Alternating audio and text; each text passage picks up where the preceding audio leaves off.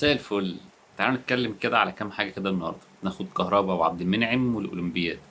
تعالى كده نتكلم على كهربا الجماهير من آخر ماتش قعدت تشتم فيه وتقول له امشي بقى يا عم وخلي عندك دم وشوية كلام كده وانت من المرشدين وشوية حوارات كده.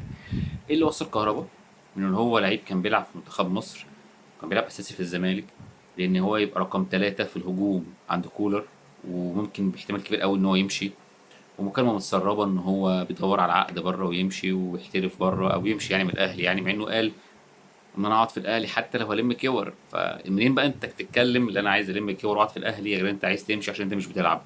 ففي تناقض في الكلام. أقول لك حاجة، مش عشان أنا زملكاوي ولا بتكلم في أي حاجة، لا، بس دلوقتي في نمر كتيرة بتحصل، يعني في لعيبة كتيرة بتعيش على النمرة مع الجماهير. تمام. اللي هو واحد زي كهربا ده، وفي الزمالك برضو كتير، برضو في عندنا في الزمالك في كتير، بس يعني بتكلم على كهربا دلوقتي. كهربا اول ما هرب من الزمالك ومشي وراح الاهلي، والاهلي ده بيتي وانا متربي في الاهلي، كان في مر بثلاث مراحل كهربا. اول مرحله النيني نيني نيني، ماشي، دي اول نمره، خلص النمره الاولانيه دخل في النمره الثانيه بتاعت كهربا حطه صح. خلص النمره الثانيه دخل على كهربا معشور ويا حبيب اخوك ومش عارف ايه، والنمره اللي بيقعد يعملها دي. القصد ان كهربا اهتم بحاجات غير الملعب، مما ادى الى ان هو نزل بقى المهاجم رقم ثلاثة عند كولر، وكولر عايز يمشيه عادي، ما عندوش مشكله ان هو يمشي. مع ان كهربا كان بيلعب في الاساسي، كان بيلعب وينج، يعني وينج دي بتحتاج مجهود وجري ويلعب في كذا مكان ويغطي ورا ويطلع قدام، بقى بيلعب هجوم اللي هو حته المجهود دي بتبقى اقل شويه عند اللعيبه، وبرضه مش قادر يعملها. فبقى وصل لان هو بقى رقم ثلاثة، كل ده عشان يهتم بحاجات بره الملعب على الملعب، وان هو يشتغل على نفسه ويطور من نفسه ويرفع من اللياقه البدنيه بتاعته وتركيز جوه الملعب. كل ده اثر على كهربا. خلصنا كهربا، نخش على عبد المنعم. الاهلي برضو او الجماهير عماله بتتكلم على عبد المنعم وهيجين عليه شويه كده عشان عايز يمشي بره ويحترف. طيب، انت كجماهير الاهلي بتقبل الاحتراف من طرف واحد؟ يعني انت بتقبل ان انت اللعيبه تجيلك يبقى اسمه احتراف، لعيبه عايزه تمشي من عندك وتحترف يبقى انت ناكر للجميل وما تستحقش انت تلعب في الاهلي والاهلي اكبر منك و. طب ما الموضوع علاقه متبادله، بمعنى انت بتجيب امام عاشور، ده اسمه احتراف. بتجيب عبد المنعم احتراف، او عبد المنعم من الناشئين فبلاش عبد المنعم. بتجيب بيرسي تاو احتراف. بتجيب اي لعيب بتجيبه من جوه مصر من بره مصر، اي لعيب بتجيبه احتراف. لكن لو واحد عايز يمشي من الاهلي الناس تقلب عليه، مع ان المفروض انت تفرح لما حد من نادي عندك او من ابناء النادي او بيلعب في النادي يجي له واحد احتراف حلو ويطلع بره ويبقى تقيل بره، تقول اه ده كان بيلعب في الاهلي، اه ده طالع من ناشئين الاهلي زي عبد المنعم كده. واحد زي عبد المنعم كده مثلا يعني مصطفى محمد لما بيلعب بره، اه ده طالع من عندنا من الزمالك، اه ده من عندنا طالع بره، فالواحد بيفرح بيه. لكن انت عايز تكسر في الواد عبد المنعم، طب ما تسيبه، الواد لسه صغير، سيبه يطيح بره ويشتغل يمكن يبقى كويس، يمكن يعوضنا عن لعيبه كتيره بتطلع تحترف بره وتطلع كوركات خالص وبعد كده بيرجعوا بره يعني. كان ربنا يفرجها عليه يعني. فمخلي الدنيا مرنه كده مع الناس عشان الناس تطلع لعيبه كتير من عندك وتجيب لعيبه وتطلع لعيبه ويبقى عندك لعيبه كتير باسمك بتلعب بره في الدوريات الكبيره بره.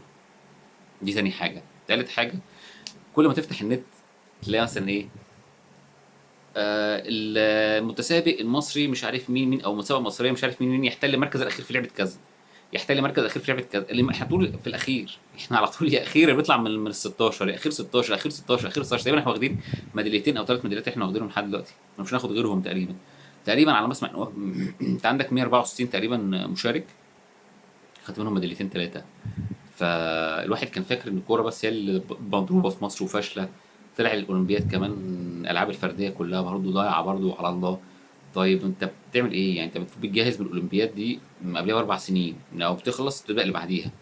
فانت بنيت ايه بقى؟ او انت عملت ايه؟ يعني اللجنه الاولمبيه واتحاد ووزاره الشباب والرياضه والكلام ده كله، انت بتحط برنامج عشان تعد بطل المفروض او منافس في الاولمبياد.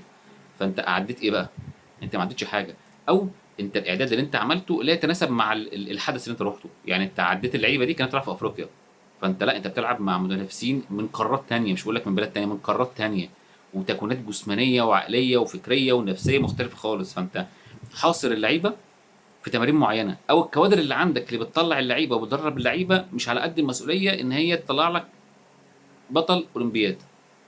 فانت لازم تدرس الموضوع ده، يدرس انت اللعيبه عندك في مين، في لعيبه، لا اللعيبه دي عندك كانت ابطال وفي افريقيا عشان كده اتاهلت بره الاولمبياد. طيب انت عندك مشكله في حاجه من الاثنين، يا اما عندك البرنامج او ثلاث حاجات، يعني عندك مشكله في البرنامج اللي انت حاطه الاعداد علشان تعد البطل ده، ده رقم واحد، او المدرب او الكوادر المسؤوله عن التمرينات دي بايظه، او الثلاث حاجه اللي الاثنين يكونوا بايظين. انت ما عندكش اي حاجه سليمه، فانت عشان كده مش عارف تطلع بطل كويس يلعب وينافس ويدوحر ويدب بره خالص. فلازم اعاده هيكله للرياضه كلها، مش اولمبياد بقى ولا كوره ولا هاند بول ولا اي حاجه، لا لا لا. الموضوع يعني لازم يتردم كده وتبدا من اول جديد زي المغرب. انت عندك هو المغرب الاولمبي حط عليك ستة، ليه؟ عشان عامل اكاديميه في المغرب بتاعت الملك، هي اللي بتطلع المواهب وبتبرز المواهب وبتعمل واحتراف والكلام ده كله. فانت عندك اساس شغالين عليه هناك، في اساس شغالين عليه. عشان كده منتخب المغرب الاول، شوف لما يروح كاس العالم بيدب في الفرق ازاي وبيحرج الفرق ازاي، وكان هيوصل حاجات تانية اكبر من اللي هو وصل لها. تخيل المنتخب الاولمبي بتاعهم عامل ازاي، فتخيل ده المستقبل بتاعهم بعد كده. يعني الاولمبي ده يعني المفروض ان هو كمان سنه سنتين ده الاساسي بتاع المنتخب هناك، مع كام لعيب بقى يطلع كده جديد وبتاع ومش عارف ايه، وكام لعيب في الاحتراف وي وي وي، هتلاقي اللعيبه شدت كمان. انت بقى بتعمل ايه؟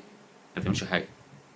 اخرك بتعمل ايه؟ هتلاقي ابراهيم عادل دخل الاهلي والزمالك، ومش عارف راح الاهلي والزمالك، وكلها دخل محلي على محلي، مفيش حد يفتح باب احتراف كده للعيبه تتمرمط وهي صغيره وتشد نفسها كده وترجع لك حلوه.